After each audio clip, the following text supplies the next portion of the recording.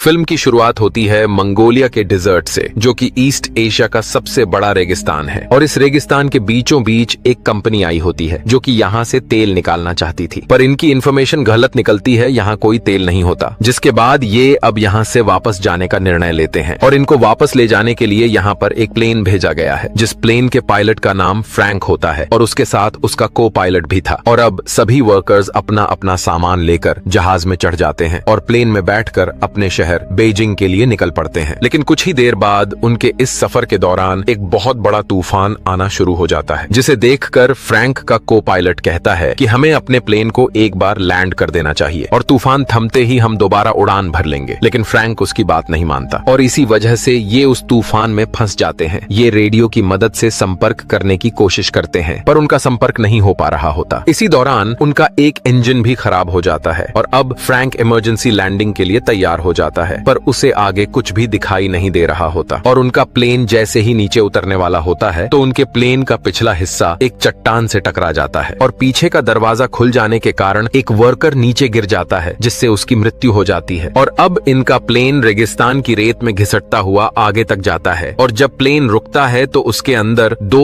और वर्कर्स की मृत्यु हो चुकी होती है। लेकिन अब ये इस खतरनाक रेगिस्तान में फंस चुके हैं, जिसके बाद ये अपने खाने की सप्लाई को चेक करते हैं, जहाँ इन्हें पता चलता है कि इनके पास 1 महीने का खाना है। पर तभी इनमें से एक आदमी कहता है कि मैं चलकर इस रेगिस्तान से बाहर निकल सकता हूँ, क्योंकि मैंने बहुत सी जगहों पर हाइकिंग और ट्रैकिंग की हुई है। लेकिन बाकी लोग उसे समझाते हैं कि यह जुलाई का महीना है, जो रेगिस्तान में सबसे अधिक गर्म होता है और तुम इस गर्मी में जिंदा नहीं बच पाओगे। सभी उसे समझाते हैं कि तुम्हें रास्ता भी नहीं पता है, इसीलिए तुम इस रेगिस्तान में गोल गोल घूमते रहोगे। और यह बात उस आदमी को समझ आ जाती है। अब उसी रात जब ये सभी सो रहे होते हैं तो बाहर तूफान के कारण मौसम खराब हो जाता है और तभी इनमें से एक आदमी, जिसका नाम जॉन डेविस होता है, वह बाहर टॉयलेट करने के लिए निकलता है। लेकिन तभी उसका पैर एक पत्थर से टकरा जाता है, जिसकी वजह से वह रेत में लुढ़कता हुआ नीचे गिर जाता है और तूफान में अब उसे कुछ भी दिखाई नहीं देता, जिससे वह रास्ता भटक जाता है। और अब जब सुबह सभी वर्कर्स उठते हैं तो वे देखते हैं कि उनका एक साथी गायब है। वे उसे चारों तरफ ढूंढने की कोशिश करते हैं, पर उसका कुछ भी पता नहीं चलता। इसीलिए यहाँ जो लेडी होती है वह पायलट के पास जाती है और उससे पूछती है कि क्या हमें यहाँ से कोई बचाने भी आएगा या नहीं, जिस पर पायलट कहता है कि इसका कोई पता नहीं, जिससे लड़की थोड़ी उदास हो जाती है, क्योंकि हम अपने रास्ते से पूरी तरह भटक चुके हैं। इसीलिए अगर हमें यहाँ से कोई ढूंढने भी आएगा तो वह हमें नहीं ढूंढ पाएगा। और अब सभी की उम्मीदें भी टूटने लगती हैं कि कोई भी उन्हें यहाँ से लेने के लिए नहीं आएगा। इसीलिए इनमें से 2 लोग यहाँ से पैदल निकलने का निर्णय लेते हैं। पर जब वे अपने साथ पानी ले जाने लगते हैं तो पायलट उनसे कहता है कि यहाँ से पानी कोई भी नहीं ले जाएगा। जिसके बाद पानी को लेकर इनके बीच झगड़ा होना शुरू हो जाता है, जिस वजह से उनका पानी भी गिर जाता है। पर यहाँ पर एक आदमी होता है जिसका नाम एलियट होता है। वह इनसे कहता है कि मेरे पास एक आइडिया है जिससे हम सबकी जान बच सकती है। मैं कई दिनों से इस प्लेन को ऑब्जर्व कर रहा हूँ कि हम इसके पुर्जों को जोड़कर एक दूसरा प्लेन बना सकते हैं, क्योंकि एलियट पहले प्लेन बनाने वाली कंपनी के साथ काम करता था। और अब सभी के मन में एक उम्मीद जागने लगती है। वे उसकी मदद करने के लिए तैयार हो जाते हैं, लेकिन पायलट उसकी बातों से सहमत नहीं होता। वह कहता है कि ऐसा करना नामुमकिन है। और अगले दिन इनमें से एक आदमी वहाँ से निकल जाता है, पर वहाँ जो लेडी होती है वह उसे ढूंढने के लिए उसके पीछे जाने लगती है। लेकिन पायलट उसे रोकता है और खुद उस आदमी के पीछे निकल जाता है। वह उस चट्टान तक पहुँच जाता है जहाँ उनका प्लेन टकराया था और वहीं पर उसे उस आदमी की लाश भी मिलती है जो प्लेन से गिर गया था, पर उसके शरीर पर उसके कपड़े नहीं होते और वहाँ पर कुछ गोलियों के कवर भी पड़े होते हैं। और तभी उसे वह आदमी भी मिल जाता है जो यहाँ से जाने वाला था और वह कहता है कि मैं इस लाश से अपनी घड़ी लेने आया था जो इसने मुझसे ली थी, पर इसके पास वह घड़ी नहीं है, जिसका साफ मतलब है कि हमारे अलावा यहाँ कोई और भी है। अब ये दोनों उस जगह पर आ जाते हैं जहाँ इनके बाकी साथी होते हैं और अब पायलट भी उनके साथ प्लेन बनाने के लिए तैयार हो जाता है। इसके बाद ये लोग प्लेन बनाना शुरू कर देते हैं। ये दिन में काम नहीं करते क्योंकि यहाँ बहुत ज्यादा गर्मी होती है, बल्कि ये रात में काम करते हैं। लेकिन इनकी परेशानी तब बढ़ जाती है जब उनका वह तेल जिसे ये आग जलाने और प्लेन उड़ाने के लिए रखे हुए थे, उस पर वेल्डिंग करते समय चिंगारियां गिर जाती हैं और वहाँ एक जोरदार धमाका हो जाता है। हालांकि इस ब्लास्ट में किसी की जान नहीं जाती, लेकिन इनका सारा का सारा तेल बर्बाद हो जाता है। अब इनके पास उतना ही तेल बचा होता है जिससे ये बस एक बार उड़ान भर सकते हैं और यहाँ से निकल सकते हैं। अब ये लोग अब रात के बजाय दिन के वक्त काम करते हैं, लेकिन दिन में बहुत ज्यादा गर्मी होती है। फिर भी ये हिम्मत नहीं हारते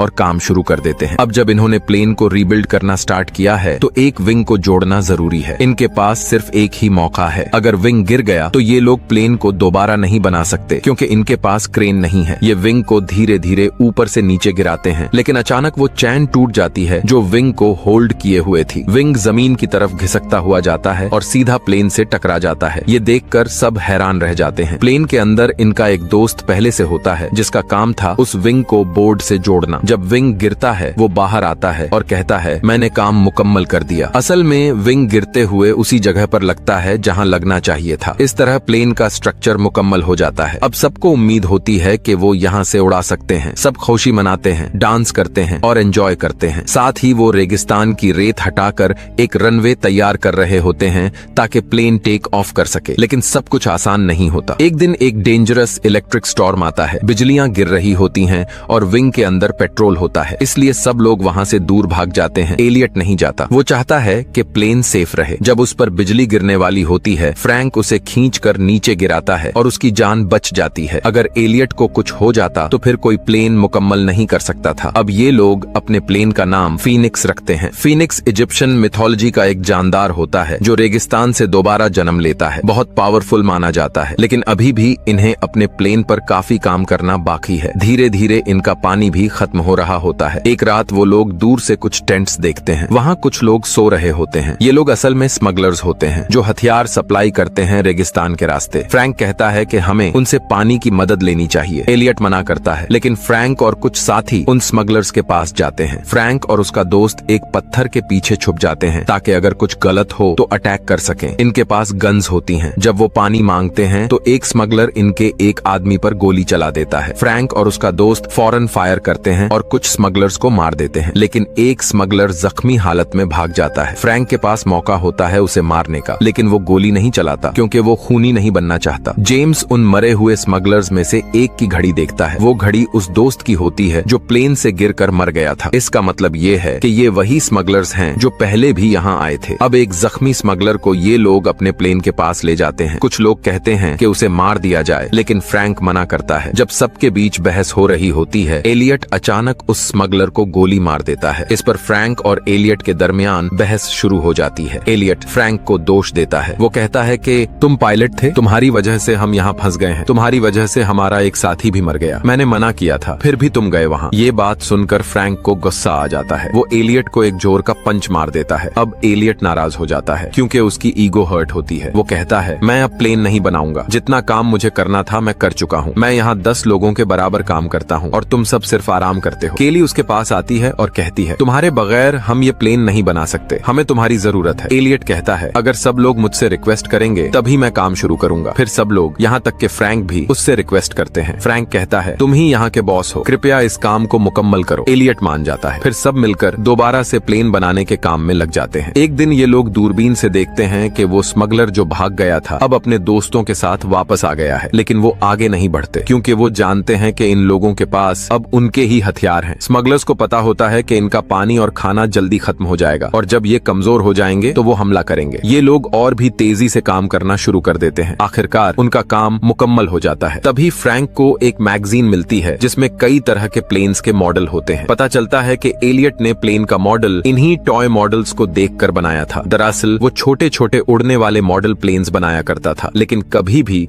एक बड़ा रियल प्लेन नहीं बनाया। ये सुनकर सबको गुस्सा आ जाता है, खासकर अयान को। वो एलियट के सर पर गन रख देता है और कहता है तुम हमें बेवकूफ बना रहे थे, ये प्लेन कभी नहीं उड़ेगा, तुमने पहले कभी इतना बड़ा प्लेन बनाया ही नहीं। लेकिन एलियट कहता है मुझे यकीन है ये प्लेन उड़ेगा। हाँ, मैं छोटे रिमोट कंट्रोल्ड प्लेन्स बनाता था, लेकिन उनमें बैलेंस ज्यादा जरूरी होता है। फ्रैंक अयान को रोक लेता है। तभी तूफान आ जाता है। जब तेज हवाएं चलती हैं तो प्लेन अपने आप हल्का हल्का हवा में उठने लगता है। सब समझ जाते हैं कि ये प्लेन सच में उड़ सकता है। उनके दिलों में जो उम्मीद मर चुकी थी वो फिर से जिंदा हो जाती है। लेकिन ये रेगिस्तान का तूफान था जो प्लेन को पूरी तरह से रेत में ढांक देता है। तूफान के बाद सब उदासी में चले जाते हैं। फ्रैंक कहता है हमने इससे मेहनत से बनाया है और हम इससे यहाँ से उड़ाकर ले जाएंगे। सब लोग मिलकर प्लेन को रेत से निकालते हैं और खींचकर उस जगह ले जाते हैं जहाँ रेत नहीं होती। वो लोग प्लेन को स्टार्ट करते हैं। प्लेन स्टार्ट होता है लेकिन तुरंत बंद हो जाता है। बहुत बार ट्राई करते हैं और आखिरकार प्लेन चल पड़ता है। प्लेन का इंजन गरजता है। स्मगलर्स इसकी आवाज सुनकर घोड़ों पर हथियार लेकर